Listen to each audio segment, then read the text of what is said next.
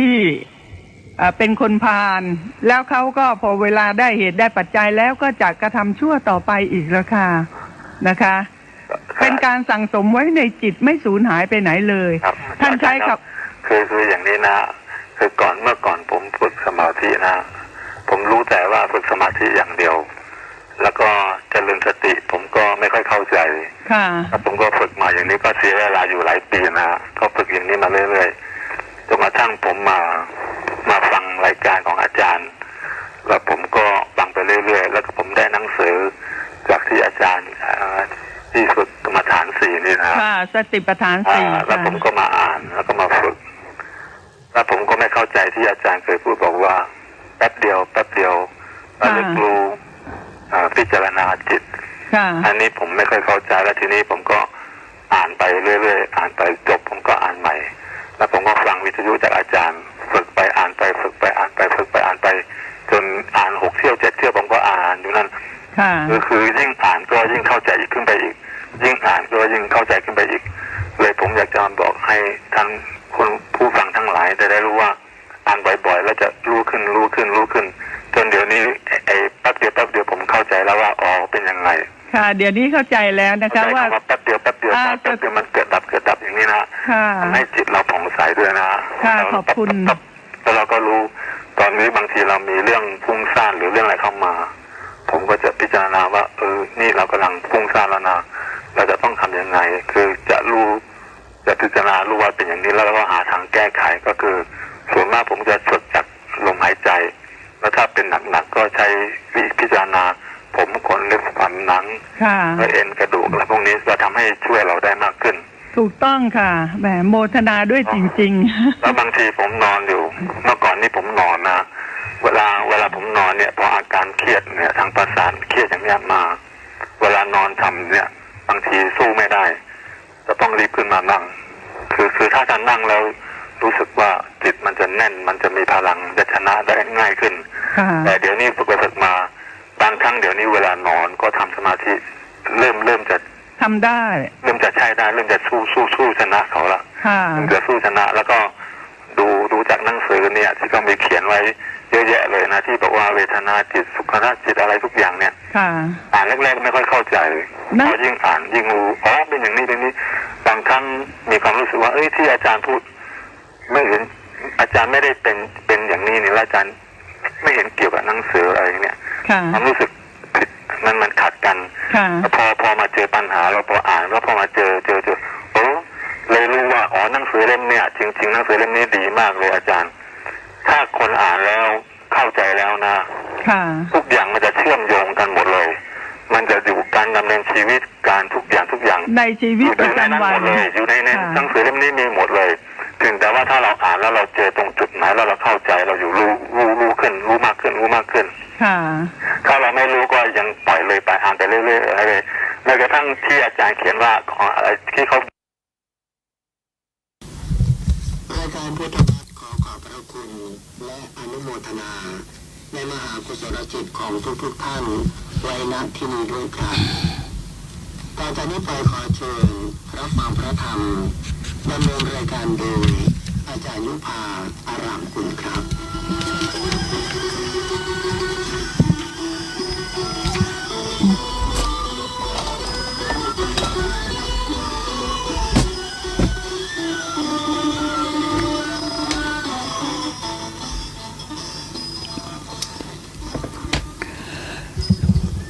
ดิฉันขอถวายความนอบน้อมแด่พระพุทธรัตนะพระธรรมรัตนะพระสังฆรัตนะดิฉันขอนมัสการพระอาจารย์สรายุทธสิริสาโรและพระอาจารย์ทุกรูปที่วัดท่าพญาจักรอำเภออู่ทองจังหวัดสุพรรณบุรีขอสวัสดีกับท่านผู้ฟังทางบ้านทุกท่านค่ะขณะนี้ท่านกำลังรับฟังรายการพุทธวัตรซึ่งเป็นรายการสดดำเนินรายการโดยดิฉันยุพาอารามกุลท่านผู้ใดต้องการไต่ถามปัญหาธรรมะที่เกี่ยวกับการปฏิบัติก็เรียนเชิญนะคะ โทรศัพท์ได้ที่หมายเลข 098 358 8544 ส่วนปริยัตินั้นยังคงเป็นเรื่องของอริยสัจสี่ในการเจริญมรรคมีองค์ 8ให้เกิดขึ้น เราก็จะต้องพิจารณาในการที่จะประพฤติปฏิบัติให้ถูกต้องให้ตรงตามที่ได้ทรงแสดงไว้ เพราะว่าองค์มรรคแต่ละองค์นั้นก็จะต้องทำหน้าที่ของตนมรรคทั้ง8องค์เนี่ยมีทั้งศีลสมาธิและปัญญาจะต้องเกิดพร้อมกันไม่ใช่ว่าจะต่างคนต่างเกิดต้องเกิดพร้อมกันศีลสมาธิปัญญาองค์มรรคนั้นจึงจะสามารถ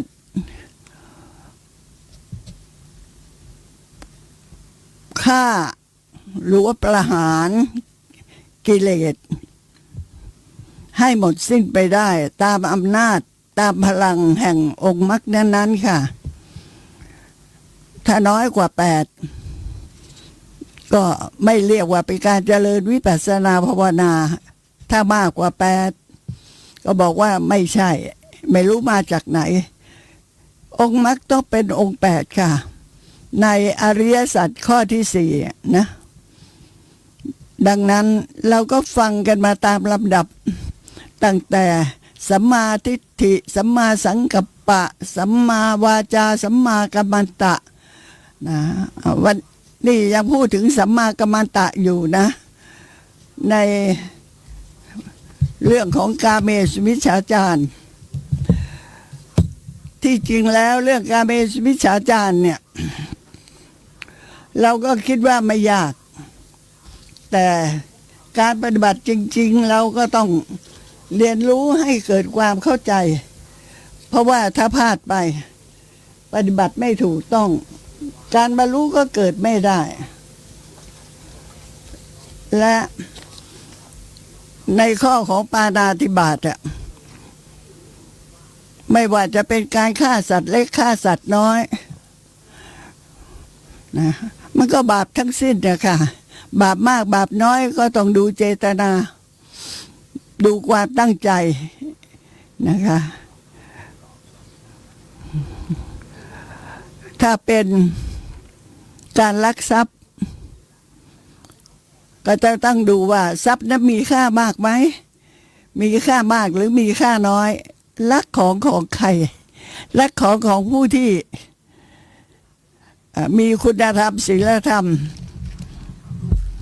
โทษก็จะหนักมากนะถ้าลักของสเปะสปะถึงแม้ว่าต้องโทษอธินาทานมันก็ยังโทษเบากาเมสุมิจฉาจารก็เหมือนกันที่เราพูดกันมาเนี่ยหญิง20ประเภทค่ะหญิง20ประเภทในข้อกาเมสุมิจฉาจารเราก็จะต้องดูว่าล่วงเกินใครนะล่วงเกินใครมีโทษหนักหรือโทษเบาถ้ากาเมสุมิจฉาจารเนี่ยไปล่วงเกินผู้ที่ไม่มีคุณธรรมไม่มีศีลธรรมโทษมันก็เบาถ้าไปล่วงเกินผู้ที่มีคุณธรรมศีลธรรมโทษก็หนักและในบรรดาบุคคลโทษต่างๆนั่นน่ะถ้ากระทำแก่บุคคลที่ยังเป็นปุถุชนอยู่ไม่ว่าจะเป็นเรื่องใดก็ตามนะถ้ากระทำแก่ปุถุชนทำลายลักขโมยหรือว่ากาเมโทษก็เบาถ้าเป็นพุทธศาสนิกชนที่เป็นอุบาสกอุบาสิกา ที่ถึงซึ่งคุณพระพุทธพระธรรมพระสงฆ์อย่างนี้ก็โทษหนัก และโทษหนักก็จะเป็นไปตามลำดับทีเดียวค่ะ อย่างปุถุชนอย่างเราเนี่ยถ้าคนไหนมีศีลมีคุณธรรมมีศีลธรรมเป็นปกติไปผิดข้อกาเมเข้าด้วยเจตนาด้วยความตั้งใจโทษหนักค่ะแต่เมื่อไปเปรียบเทียบกับพระอริยบุคคลพระอริยบุคคลนั้นมี4 ระดับเนี่ยพระโสดาบันบุคคลนี้เป็นระดับแรกทีเดียวนะคะพระโสดาบันบุคคลเมื่อเปรียบเทียบกับปุถุชนการล่วงเกินพระโสดาบันบุคคลก้าวล่วงกาเมสุวิชฌาจารแก่พระโสดาบันบุคคลก็โทษหนักถึงไปอบายได้นะคะกรรมบทแตกเนี่ยพระสกทาคามีจะมีโทษหนักมากกว่ากระทำแก่พระโสดาบันพระอนาคามีโทษหนักมากกว่ากระทำแก่พระสกทาคามีพระอรหันต์นั่นล่ะสูงสุดเลยใครไปล่วงเกินท่านโทษหนักมากหนักที่สุดเป็นมหาสาวัชชะนะเป็นมหาสาวัชชะเป็นโทษที่หนักมากดังนั้นถ้าเป็นเรื่องของกาเมสุมิจฉาจารเนี่ยเราดูจากประวัติของพระเถระพระเถรีผู้ที่บรรลุแล้วเนี่ยก็มีเรื่องของ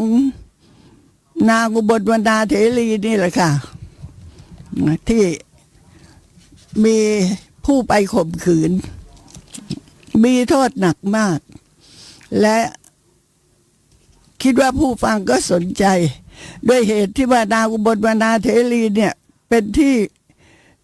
รู้จักติดหูแก่ผู้ที่ฟังธรรมเพราะในอดีตชาตินั้นน่ะท่านได้เกิดมาร่วมกันกับ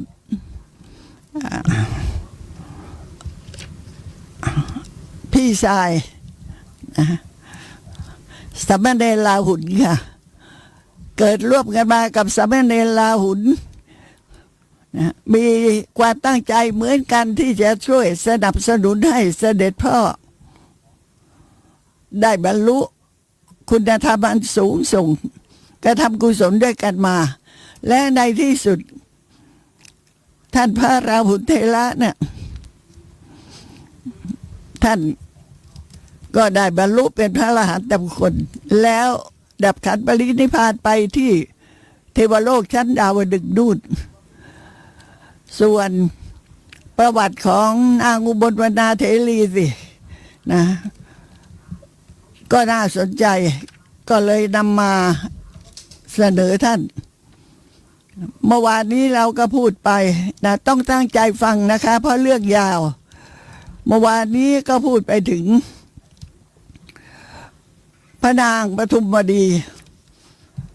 พระนางปทุมวดีเนี่ยก็คืออดีตชาติของนางอุบลวรรณาเถรีนั่นเองเรียนก็เล่ามาตั้งแต่พระพุทธเจ้าปทุมุตระอรหันตสัมมาสัมพุทธเจ้านู่นน่ะนะเล่าเรื่อยมาเพื่อให้เห็นว่าบุญกุศลเนี่ยติดตามตอบสนองกันมาแม้กระทั่งบาปอกุศลก็จะมาตอบสนองเช่นเดียวกันนะคะ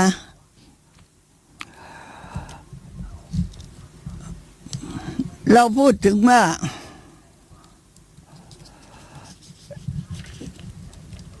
พระนางปทุมวดีก็คือหญิงในอดีตชาติของนางอุบลวรรณาเถรีนั่นเองพระนางอุบลวรรณาเถรีได้เป็นพระมเหสีของพระราชาภายหลังก็มีท้องตั้งท้องขึ้นก็เป็นความพอดีกับที่ พระราชาต้องเสด็จไปทางชายแดนเพราะว่ามีเรื่องของข้าศึกศัตรูพระราชาต้องเสด็จไปปราบปรามทำให้พระนางปทุมวดีซึ่งประทับอยู่ในพระราชวังท่ามกลางหญิงรับใช้นางสนมของพระราชาที่มีความเกลียดชังอิสาลิษยาพระนางปทุมวดีปรารถนาที่จะให้พระนางนั้นพ้นไปจากทางของนางสนมคือนางสนมเองไม่อยากที่จะให้มีใครมาอยู่ในตำแหน่งพระมเหสีหรอกเพราะว่าเหล่านางสนมทั้งหลายเหล่านี้ปรารถนาซึ่งความสุขความสบายยศศักดิ์ทรัพย์สมบัติแก้วแหวนเงินทองที่พระราชาพระราชทานให้ต่อเมื่อพระนางอุบลวรรณาเถรี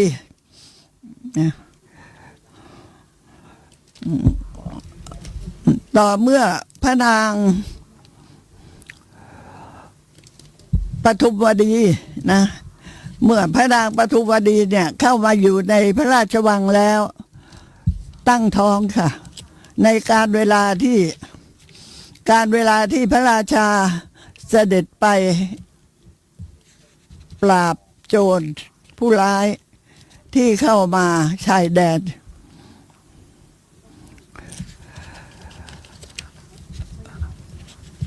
นางปทุมวดีอยู่ในพระราชวังถึงเวลาที่คลอดบุตรเหล่านางสนมของพระราชาก็คบคิดกันว่าดีละคราวนี้เป็นโอกาสของเราแล้ว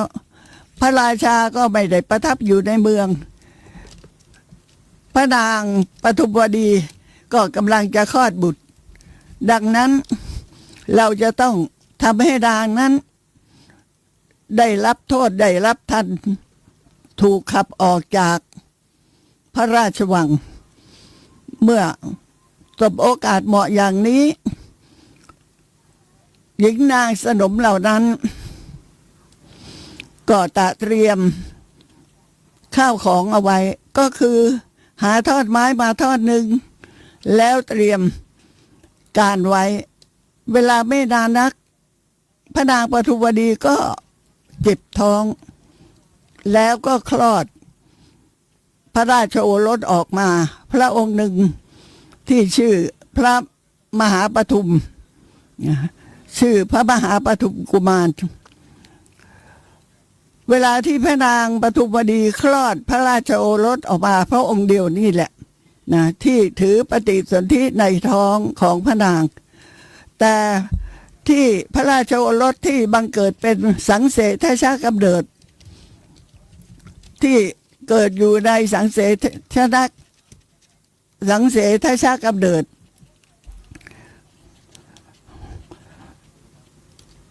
ก็มีถึง499องค์นะก็มี499องค์ตรงนี้ท่านผู้ฟังก็ลองนึกย้อนหลังไปนิดที่เมื่อวานนี้พูดถึงว่าหญิงผู้ยากจนที่อยู่กลางนานนั่นน่ะได้ถวายข้าวตอกแก่พระปัจเจกพุทธเจ้า500 เมล็ดแล้วตั้งความปรารถนาที่จะมีลูก500 คนในภพชาติต่อมาหญิงผู้ที่ถวายภัตตาหารแก่พระปัจเจกพุทธเจ้านั้นน่ะก็ได้เกิดมาเป็นพระนางปทุมวดีแล้วก็สมดังความปรารถนาเมื่อมีพระราชโอรสนั้นก็คือพระมหาปทุมที่อยู่ในท้องของพระนางพระองค์เดียวที่เห็นได้ทางตาชัดๆเลยคลอดลูกชายออกมาคนเดียวแต่ว่าเลือดที่หลั่งไหลออกมาในเวลาที่คลอดบุตรก็เป็นปกตินะผู้หญิงเวลาคลอดลูกอะเลือดต้องไหลออกมามาก เลือดนั้นน่ะที่เป็นสังเสทชากำเนิดเป็นที่อาศัยเกิดของพระราชโอรสอีก499องค์ในเวลาที่พระมหาปฐุมกุมารประสูติออกจากพระครรภ์ของพระราชมารดาขณะนั้นหญิงรับใช้ของพระนางที่เรียกว่านางสนมเห็นว่าพระนางยังไม่รู้สึกตัวไม่มีสติขาดสติทีเดียวก็ตื่นตระหนกตกใจในเวลาคลอดบุตรก็เป็นธรรมดานะหญิงรับใช้เห็นว่าได้โอกาสก็เลยเอาเลือดมาทาทอดไม้ทอดนั้นที่เตรียมมาไว้แล้วก็เอามาวางไว้ใกล้ๆร่างกายของพระนางแล้วก็ให้สัญญาณแก่หญิงเหล่าอื่นทั้ง500คนที่มาซุ่มดูอยู่รอเวลาอยู่ว่าคลอดแล้วนะแล้วเนี่ยพระกุมารมีเกิดขึ้นอีกตั้ง499องค์ทำยังไงต้องรับไปดูแลคนละองค์นะโดยให้นำไปส่งให้ถึงมือของสำนักของช่างในสำนักช่างกึ่งให้ช่างกึ่งช่างต่อหีบช่างต่อหีบให้ทำหีบที่น้ำเข้าไม่ได้เป็นเสมือนดังตลับที่สมควรแก่การที่จะใส่พระราชกุมารแต่ละองค์นะ500นะ500องค์เนี่ยให้พระกุมารเหล่านั้นนอนในกล่องตลับแล้วก็ปิดฝาตีตราข้างนอกกล่องวางซุกซ่อนไว้ในการนั้นก็พอดีกับพระราชาเสด็จมาแล้วประทับอยู่ที่นอกพระนครถือเลิกถือยามยังไม่เข้าวังแต่นางปทุมวดีเมื่อคลอดบุตรแล้วก็รู้สึกตัวต่อมารับสั่งถามหญิงรับใช้ว่าข้าคลอดแล้วหรือเนี่ยหญิงรับใช้ก็พูดตะคอกพระนางว่าพระแม่เจ้าจะได้ทารกมาจากที่ไหนกันถึงคลอดแล้วก็คลอดเอาทอดไม้นี่นะมองดูสิทอดไม้นั้นมีแต่เลือดนี่แหละออกมาจากท้องของพระนางล่ะชี้ให้ดูว่านี่ทอดไม้นั้นประสูติจากพระครรภ์ของพระแม่เจ้าแล้วพระนางปทุมวดีพอเห็นแล้วนี่ก็เสียใจค่ะทรงโทมนัสให้นำทอดไม้นั้นออกไปโดยเร็วโดยตรัสสั่งว่าเจ้าจงนำออกไปถ้าใครเขาเห็นเข้าเราก็จะอับอายขายหน้าเขาหญิงรับใช้ก็ยินดีที่จะนำหลักฐานไปทำลายนะเมื่อรับพระราชสวัสดีแล้วก็ทำเป็นว่าหวังดีเอาทอดไม้นั้นน่ะที่สมมุติว่าเป็นพระราชกุมารเอาไปผ่าเอาทอดไม้นั้นไปผ่าแล้วใส่เข้าไปเป็นเชื้อเพลิงในเตาไฟมอดไหม้ไปฝ่ายพระราชาซึ่งเสด็จกลับจากชายแดนเนี่ยทรงยังไม่ได้เลิกยามพักพลไว้ข้างนอกต่อมาคนในพระนครก็รู้กันว่าพระราชาพักพลไว้ข้างนอกยังไม่ยอมเข้ามาในพระราชวังเพราะถือเลิกถือยามพวกผู้หญิงทั้งหลาย500คนนั้นน่ะพอรู้ว่าพระราชาเสด็จกลับมาแล้วอยู่นอกพระราชวังก็พากันออกไปรับเสด็จเข้าไปกราบทูลพระราชาว่าข้าแต่พระทูลกระหม่อมพระองค์คงจะไม่เชื่อพวกข้าพระบาทหรอกคำที่พวกข้าพระบาทจะกราบทูลเนี่ยก็เป็นเสมือนหนึ่งว่าไม่ใช่เหตุการณ์ที่เป็นความจริงเกิดขึ้นว่าพระนางปทุมวดีนั้นคลอดพระราชโอรสออกมาเป็นทอดไม้ ใครๆก็ไม่น่าเชื่อว่าจะเป็นไปอย่างนั้นขอให้พระองค์โปรดเรียกหญิงรับใช้ส่วนตัวของพระนางปทุมวดี ผู้ที่เป็นพระมเหสีมาสอบถามด้วยพระองค์เองเถิดว่าพระเทวีของพระองค์นั้นประสูติพระราชโอรสเป็นทอดไม้พระราชาพอได้ฟังดังนั้นไม่ทรงสอบสวนไม่พิจารณาอะไรทั้งนั้นเลยเข้าพระทัยว่าหญิงผู้นี้ที่เรานำมาจากพระฤาษีนำมาจากป่าแต่งตั้งให้เป็นพระมเหสีเป็นหญิงผู้ที่งามเลิศงามกว่านางใดในปัทภีนี้แต่ถึงแม้ว่าจะไม่งามเท่ากับนางเทพธิดาก็ตามแต่ก็ยังเหนือกว่าหญิงทั้งปวงคงจะไม่ใช่ผู้หญิงชาติมนุษย์เป็นได้ทีเดียวจึงได้คลอดบุตรออกมาเป็นทอดไม้รับสั่งให้ขับไล่พระนางปทุมวดีออกจากพระราชวังเมื่อพระนางถูกขับไล่ให้ออกไปจากพระราชวังก็เสด็จออกไปโดยปกติธรรมดาเวลาพระนางปทุมวดีเนี่ยเสด็จไปทางไหนก็จะมีดอกบัวผุดขึ้นมาตลอดทางเลยแต่ครั้งนี้บุญที่จะอยู่ในพระราชวังก็ถูกตัดทอนลงด้วยผลแห่งกรรมเก่าแม้เพียงเล็กน้อยไม่หนักหนาไม่รุนแรงนักแต่ก็ทำให้พระนางปทุมวดีที่เสด็จออกจากพระราชวังนั้นไม่มีดอกปทุมผุดขึ้นมารองรับที่พระบาทเหมือนเดิมและพระชวีวันของพระองค์นั้นน่ะปกติก็จะผิวพรรณผุดผ่องดังดวงจันทร์ทีเดียว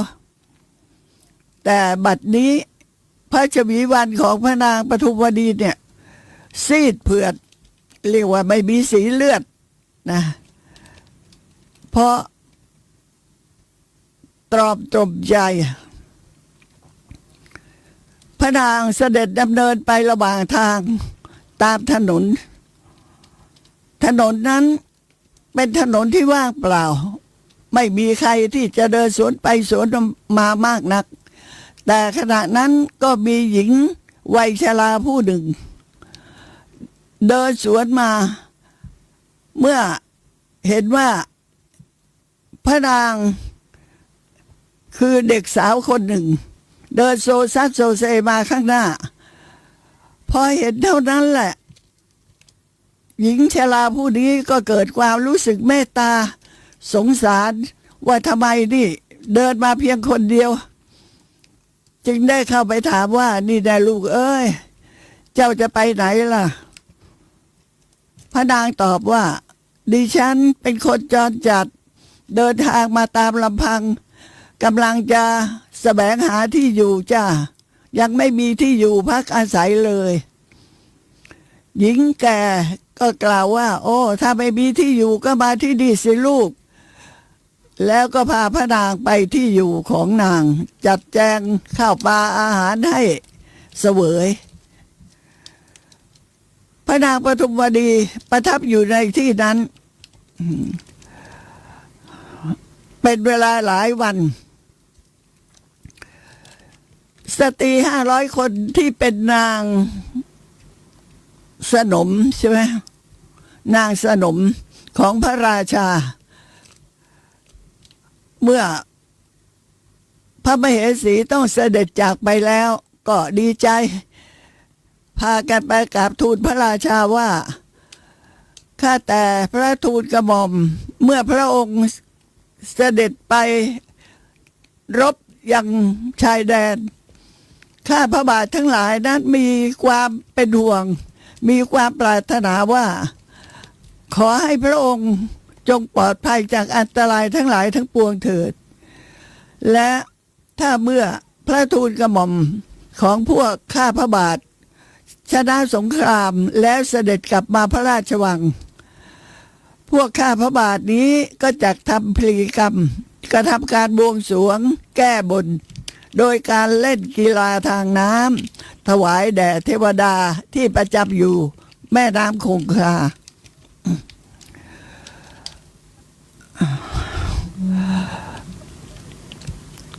ขอให้พระองค์จงโปรดให้เจ้าหน้าที่ประกาศข้อความนี้ไปให้ทั่วทั้งพระนคร ว่าบัดนี้พระราชาจะทรงเล่นกีฬาทางน้ำถวายแก่เทวดาเป็นการบวงสรวงบูชาแม่พระคงคาพระราชาก็ทรงยินดีในคำกราบทูลนั้นได้เสด็จไปทรงเล่นกีฬาทางน้ำนั้นด้วยพระองค์เองที่แม่น้ำคงคาผู้หญิงทั้ง500 คนนั้นก็ถือเอาโอกาสนี้แหละที่จะนำกล่องที่ใส่เด็ก500 คนไว้ในนั้นกล่องละ1 คนนะคะโดยต่างก็อุ้มกล่องโดยถือผ้าคลุมไว้ปกปิดมิดชิดทีเดียวจนกลายเป็นตลับเล็กๆไม่ใหญ่โตนักเพราะยังเป็นเด็กเกิดใหม่ก็นางสนมก็ลงน้ำทำทีว่าลงเล่นน้ำคงคาแล้วก็ปล่อยตลับนำตลับที่ติดตัวเป็นระดับปล่อยตลับให้ล่องลอยไปในแม่น้ำคงคา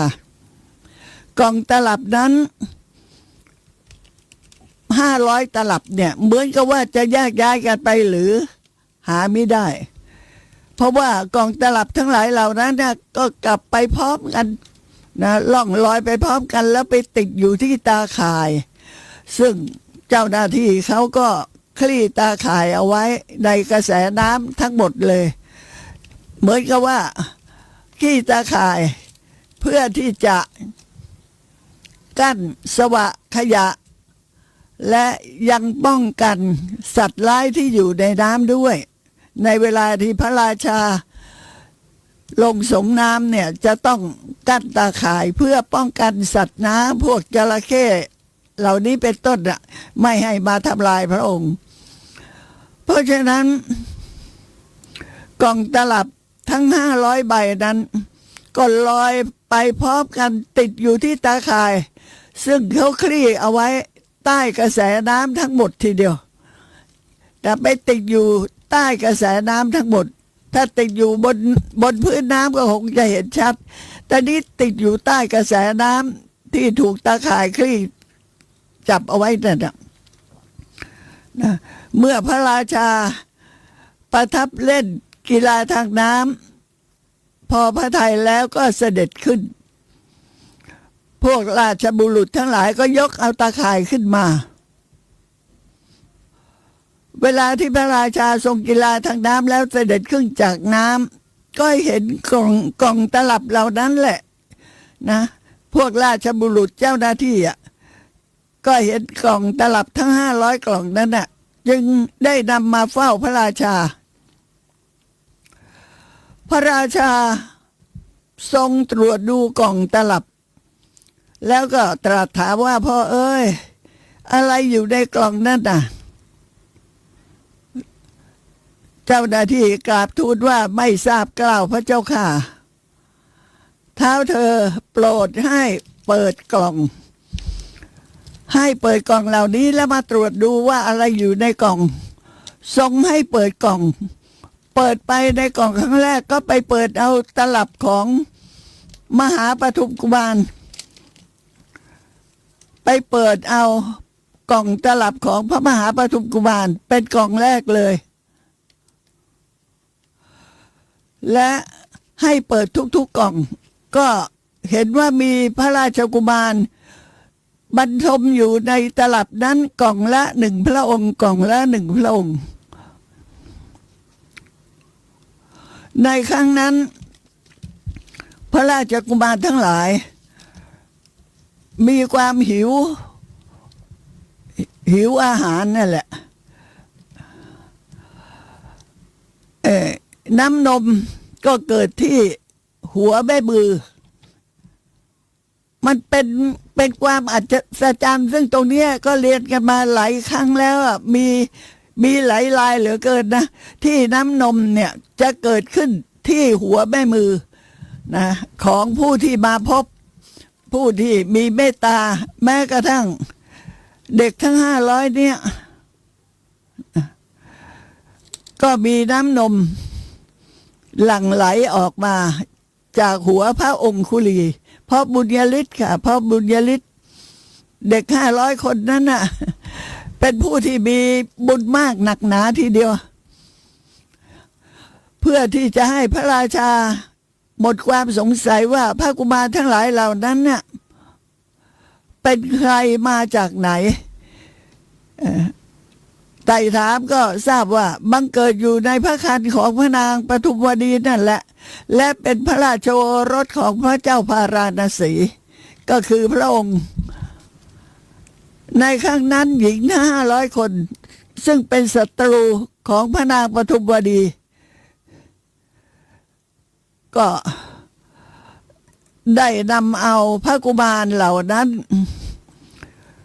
ใส่ลงไปในกล่องตลับแล้วก็โยนลงน้ำด้วยความอิจฉาริษยาขอพระราชาโปรดทรงทราบเหตุการณ์นี้ด้วยเถิดท่านพอเปิดกล่องตลับทุกกล่องทุกตลับแล้วพระราชาก็ทรงอ่านอักษรของพระกุมารถามว่าใครเขียนมาล่ะใครเขียนมาล่ะท้าวสักกะเทวราชเนี่ยมีบทบาททีเดียวนะเพราะว่าพระราชกุมารทั้ง500พระองค์นั้นไม่ใช่พระราชกุมารปกติธรรมดาเสียแล้ว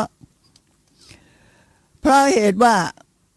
ผู้ที่เขียนหนังสือก็คือท้าวสักกะเทวราชได้เสด็จมา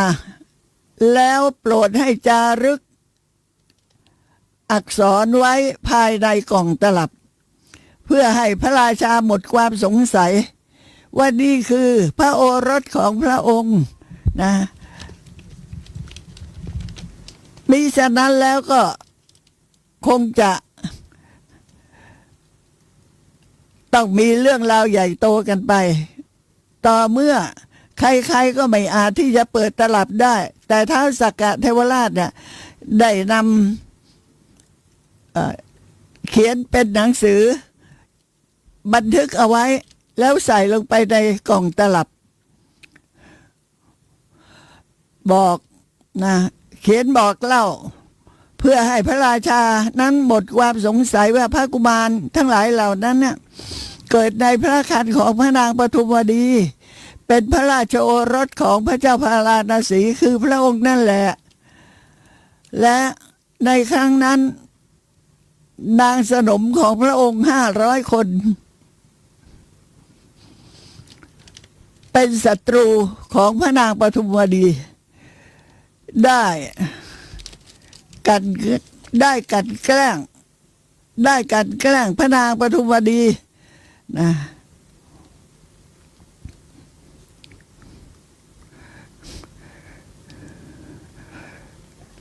โดยการเอาท่อนไม้ทาเลือดแล้วกล่าวว่านี่เป็นหญิงกาลกินีที่ประสูติพระราชโอรสออกมาเป็นท่อนไม้ท้าวสักกะเทวราชนั้นเขียนไปบอกว่าหญิงสนมของพระองค์500คนนั่นแหละเป็นศัตรูของพระนางปทุมวดีนำพระกุมารเหล่านี้ใส่ลงไปในกล่องตลับแล้วโยนลงน้ำขอให้พระราชาทรงทราบเหตุการณ์เหล่านี้เถิดในครั้งนั้นพระราชาทรงอ่านพระอักษรนั้นทรงอ่านพระอักษรแล้วก็เห็นพระราชกุมารทุกพระองค์จึงได้ทรงยกเอาพระมหาปฐุมกุมารนั้นขึ้นจากกล่องแล้วรับสั่งว่าให้เจ้าหน้าที่ดูแลรักษาไว้อย่างดีพระองค์ จะรีบเร่งไปรับพระนางปทุมวดี อยู่ที่ไหนก็ไม่รู้ถูกขับไล่ไป เราจะรีบไปรับกลับมา ตรัสสั่งว่าพวกเจ้าทั้งหลายจงไปจัดม้า วันนี้เราจะเข้าไปในพระนคร แล้วก็จะทำโทษให้ผู้หญิงเหล่านี้500 คนเนี่ย จะลงโทษทันหญิงทั้งหลายเหล่านี้ก่อนมิฉะนั้นจะหนีไป แล้วก็เสด็จไปที่พระมหาปราสาท วางถุงทรัพย์พันกหาปณะบนคอช้าง โปรดให้ตีกลองร้องเปล่าในพระนครว่าผู้ใดถ้าได้พบพระนางปทุมวดีผู้นั้นจงมารับทรัพย์พันกหาปณะนี้ไปเถิดนะพระราชารับสั่งบอกให้เจ้าหน้าที่ทำอย่างนี้นะให้ทำอย่างนี้ตีกลองร้องเปล่าไปทั่วพระนครเลยว่าถ้าผู้ใดได้พบเห็นพระนางปทุมวดีผู้นั้นก็จงมารับทรัพย์พันกหาปณะนี้ไปเถิดในครั้งนั้นพระนางปทุมวดีนี่แหละที่อยู่ในบ้านกระต๊อบของหญิงชราก็ได้ฟังได้ยินคำประกาศนั้นพระนางจึงได้บอกกับหญิงชราว่านี่ได้แม่จ๋าแม่จงเดินทางไปรับถุงทรัพย์พันกหาปณะจากคอช้างสิจ๊ะพระราชาประกาศให้ผู้ที่ได้พบเห็นพระนางปทุมวดีไปรับถุงทรัพย์เป็นของขวัญได้จากบนคอช้างหญิงชราไม่รู้หรอกว่าผู้หญิงที่ท่านเก็บมาเลี้ยงเนี่ยเป็นถึงพระมเหสี แล้วก็งงสงสัยจึงได้กล่าวว่าแล้วแม่จะไปรับทรัพย์อย่างนั้นได้อย่างไรแม่ไปรับไม่ได้หรอกจ้าเพราะว่าแม่ไม่ได้พบไม่ได้เห็นพระนางปทุมวดีถ้าไปรับทรัพย์ก็จะถูกเจ้าหน้าที่เขาจับเคียดตีแม่ทำอย่างนั้นไม่ได้พระนางปทุมวดีก็บอกเป็นครั้งที่2บอกเป็นครั้งที่3หญิงชราจึงถามว่าลูกเอ้ยแล้วแม่จะพูดว่าอย่างไรดีเล่าจึงจะรับทรัพย์นั้นมาได้พระนางจึงตรัสว่าแม่จงบอกกับเขาว่าลูกสาวของฉันน่ะเขาพบพระนางปทุมวดีจ้าแล้วฉันก็มารับเงินตามคำบอกของเขาหญิงชราคิดว่าเรื่องนี้มันก็เป็นเรื่องจริงไม่ใช่หรือว่าเราได้พบผู้หญิงคนหนึ่งแต่เราก็ไม่รู้ว่าเป็นพระนางปทุมวดีหรือเปล่านะก็เลยพูดขึ้นว่าแม่จะลองดูว่าเขาจะเชื่อไหมแล้วก็ไปบอกกับเจ้าหน้าที่ว่าฉันมารับทรัพย์รางวัล1,000 กหาปณะจ้าเจ้าหน้าที่ก็พูดว่าดีนะแม่พบพระนางปทุมวดีแล้วหรือจ๊ะหญิงชราก็ตอบว่าฉันน่ะไม่ได้พบดอกจ้าแต่ลูกสาวฉันน่ะเขาบอกกับฉันว่าเขาพบพระนางปทุมวดีแล้วจ้าผู้คนเหล่านั้นก็ถามว่าแล้วลูกสาวของแม่อยู่ที่ไหนเล่า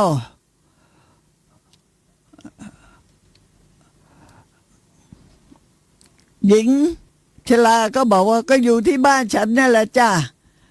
เจ้าหน้าที่บอกว่าถ้าเช่นนั้นไปด้วยกันว่าจะเป็นพระนางปทุมวดีจริงหรือเปล่าเจ้าหน้าที่ก็เดินทางไปพร้อมกับหญิงชราไปสู่กระต๊อบที่อยู่นั้นจำนางปทุมวดีได้จึงได้หมอบแทบเท้าทั้งสอง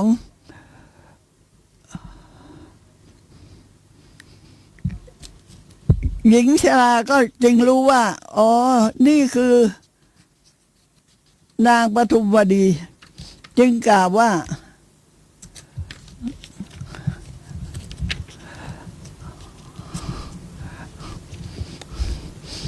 ฉันเพิ่งรู้จ้ะฉันเพิ่งรู้ว่าผู้นี้เป็นพระนางปทุมวดี เจ้าหน้าที่บอกว่าพระมเหสีของพระราชาจะมาอยู่อย่างนี้ไม่ได้เป็นอันตรายนะอยู่โดยปราศจากการอารักขาดูแลเห็นป่านนี้เป็นกรรมที่ทำอย่างหนักทีเดียวต่อสตรีผู้ที่มียศคือปล่อยให้อยู่ทิ้งอยู่คนเดียวอย่างนี้ได้ยังไงอันตรายมีมากเจ้าหน้าที่ก็พูดกันนะคะราชบุรุษแม้นั้นได้ช่วยกันทำความสะอาดที่ประทับของพระนางปทุมวดีแล้วก็ติดม่านล้อมเอาไว้ตั้งกองอารักขาไว้ที่ประตูแล้วก็กลับไปกราบทูลพระราชาว่าได้พบกับพระนางปทุมวดีแล้วเจ้าค่ะพระราชาทรงส่งวอทองไปเมื่อวอทองไปถึงกระท่อมพระนางปทุมวดีรับสั่งว่าหม่อมฉันจักไม่ไปกับพระองค์ด้วยวิธีนี้ขอได้ทรงโปรดให้ลาดเครื่องอันวิจิตรด้วยผ้าเปลือกไม้อย่างดีในระหว่างตั้งแต่ที่อยู่ของหม่อมฉันในขณะนี้ไปจนกระทั่งถึงเมืองราชคฤห์แล้วก็ให้ติดเพดานผ้าอันสวยงามวิจิตรด้วยดาวทองไว้เบื้องบนเป็นเครื่องอลังการทุกอย่างที่จะส่งมาเพื่อประดับตกแต่งหม่อมฉันก็จักเดินไปด้วยเท้าเองขอให้พระองค์ทรงรับสั่งให้กระทำอย่างนี้เถิดพระราชาดีใจรับสั่งให้เจ้าหน้าที่ช่วยกันทำตามที่พระนางปทุมวดีบอกโดยลาดเครื่องอันวิจิตรสวยงามด้วยผ้าเปลือกไม้อย่างดีตั้งแต่ที่อยู่ในกระต๊อบนั่นน่ะเข้าไปถึงเมืองราชคฤห์นะคะประดับด้วยดาวทองมีเครื่องอลังการทุกอย่างที่โปรดส่งมาเพื่อประดับประดาเมื่อสำเร็จแล้วชาวพระนครนั่นแหละก็จักได้เห็นสมบัติของหม่อมฉันด้วยวิธีอย่างนี้พระราชารับสั่งว่าพวกเจ้าทั้งหลายจงทำให้ถูกต้องใจให้ต้องพระทัยของพระนางปทุมวดีเถิดทำให้สวยงามที่สุดตามที่พระนางรับสั่งเถิดพระนางปทุมวดีทรงประดับเครื่องประดับทุกอย่างแล้วทรงดำริว่าเราจะเสด็จไปที่พระราชนิเวศแล้วก็เริ่มเดินทางในครั้งนั้นดอกปทุมทั้งหลายก็ผุดขึ้นมาชำแรกเครื่องลาดอันวิจิตรด้วยผ้าเปลือกไม้อย่างดีผุดขึ้นมาในที่พระนางย่างพระบาทเหยียบไปเหยียบไปดอกปทุมก็ผุดขึ้นมาเหมือนดังเดิมแต่ที่หายไปน่ะเพราะว่าพระนางโทมนัสมากตอนที่ถูกขับไล่ออกจากพระนครดอกปทุมก็หายไปแต่ตอนนี้ทรงเกิดความโสมนัสดีพระทัยมีจิตใจแช่มชื่นแล้วเวลาเสด็จไป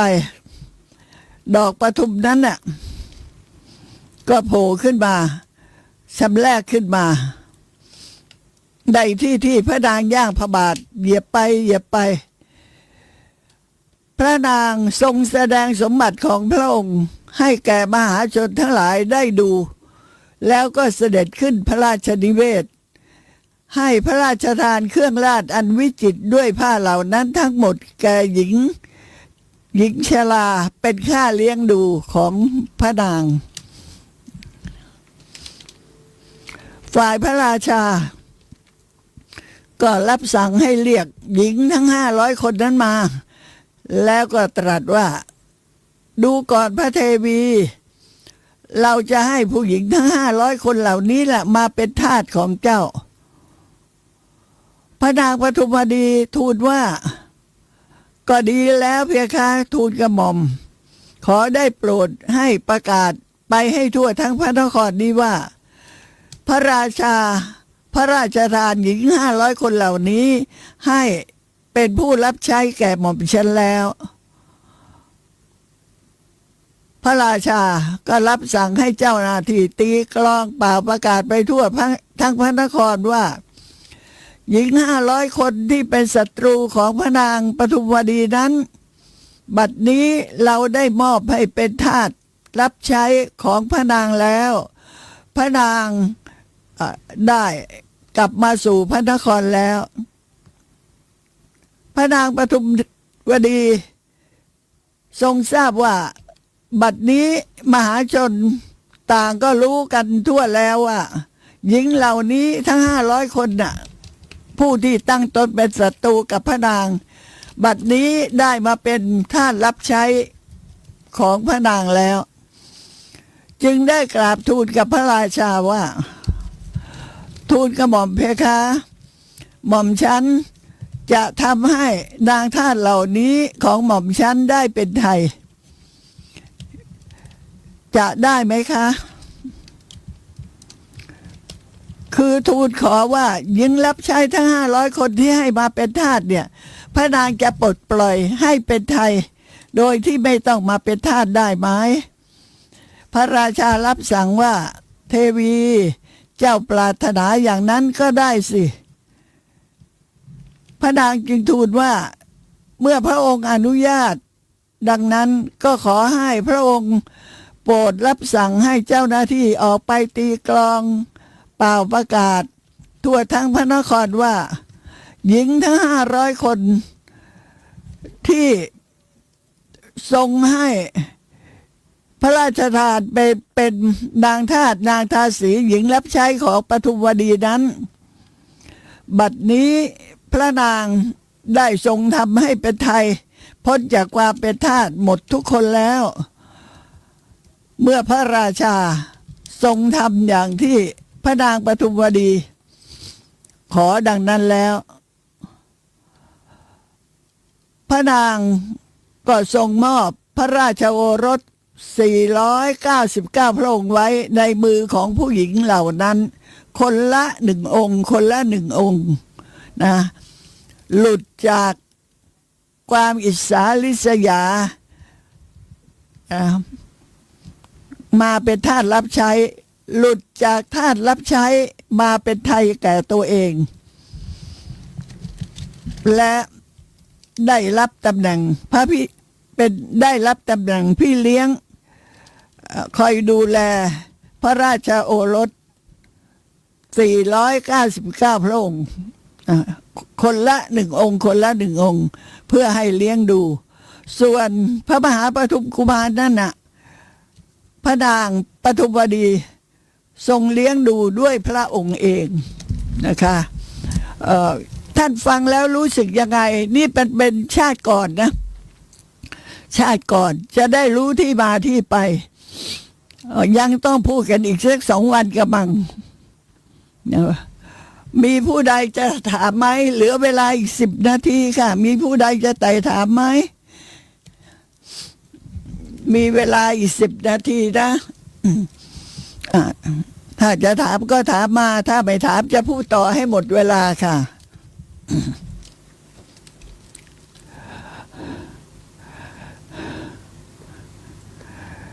อยู่ต่อมา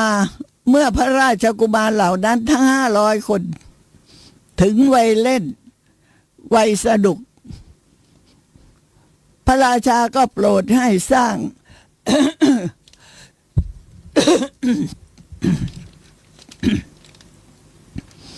อยู่ต่อมาเมื่อพระราชกุมารเหล่านั้นเจริญเติบโตถึงวัยที่วิ่งเล่นได้พระราชาก็โปรดให้สร้างสถานที่เล่น นานาชนิดไว้ในพระราชอุทยาน ในคราวที่มีพระชนษาได้16 พรรษาคือเริ่มโตเป็นหนุ่มแล้ว พระราชโอรสนั้นน่ะทั้ง500 พระองค์เมื่อมีอายุครบ16 ขวบนะโตเป็นหนุ่มแล้วพระราชกุมารเหล่านั้นน่ะทุกพระองค์ที่มีความรักมีความสามัคคีกันก็พร้อมใจกันว่าเราจงไปเล่นในสระโบกขลานีที่ดาราดาด้วยดอกปทุมในพระราชอุทยานเถิดชวนกันไปในพระราชอุทยานว่าเราไปเล่นเถิดพระราชอุทยานนั่นน่ะเต็มไปด้วยดอกบัวบานใหม่ๆและดอกบัวเก่าๆนะดอกบัวเพิ่งตูมก็มีเราไปเล่นกันเถิดนะพร้อมใจกันเลยนะทุกพระองค์พร้อมใจกันทรงเล่นในสระมงคลโบกขลานีที่เต็มไปด้วยดอกปทุมในพระราชอุทยานนั้นทอดพระเนตรเห็นดอกปทุมใหม่ๆเริ่มบานและดอกปทุมเก่าๆเริ่มร่วงหล่นไปจากขั้วพระราชกุมารทั้งหลายเหล่านั้นมองแล้วทรงดำริว่าโอ้แม้กระทั่งดอกปทุมก็ยังเข้าถึงซึ่งความชราเห็นป่านนี้ความชรานั้นมีมาถึงอนุปาทินากาสังขารที่ไม่มีวิญญาณคลองอย่างนี้เลยหนอจะป่วยเก่าไปยายเล่าว่าความชราจะไม่มาถึงรูปร่างกายของพวกเราแม้รูปร่างกายของพวกเราก็คงจะเหมือนกับดอกปทุมนี่แหละเจริญเติบโตแล้วก็จะเข้าถึงซึ่งวัยชราและล่วงหล่นลงไปคือตายจากไปอย่างไม่ต้องสงสัยพระราชโอรสทั้ง500 พระองค์นั้นทรงตรึกนึกคิดอย่างนี้ยึดถือดอกบัวนั่นแหละให้เป็นอารมณ์ พิจารณาถึงความเป็น อนิจจังทุกขังอนัตตา พิจารณาถึงความเป็นอนิจจังทุกขังอนัตตาความไม่เที่ยงแท้แน่นอนเป็นทุกข์ตั้งอยู่ไม่ได้นานก็จะเข้าถึงความชรานะเมื่อพิจารณาอย่างนี้ขณะพิจารณาน่ะก็ทรงเล่นอยู่ในสระนั่นแหละหยุดยั้งในการเล่นแล้วพิจารณายึดถือเอาดอกบัวนั่นแหละมาเป็นอารมณ์พิจารณาถึงความไม่เที่ยงเป็นทุกข์เป็นอนัตตาปัญญาญาณที่ได้สั่งสมไว้เป็นเวลานานมากแล้วก็บังเกิดขึ้นพร้อมกันทุกพระองค์คือได้บรรลุเป็นพระปัจเจกโพธิญาณทุกพระองค์นะได้บรรลุเป็นพระปัจเจกพุทธเจ้าทุกพระองค์ทีเดียวเมื่อบรรลุแล้วก็เสด็จลุกขึ้นมาประทับนั่งขัดสมาธิบนกลีบดอกบัวทั้งหลายนั่นเองนะ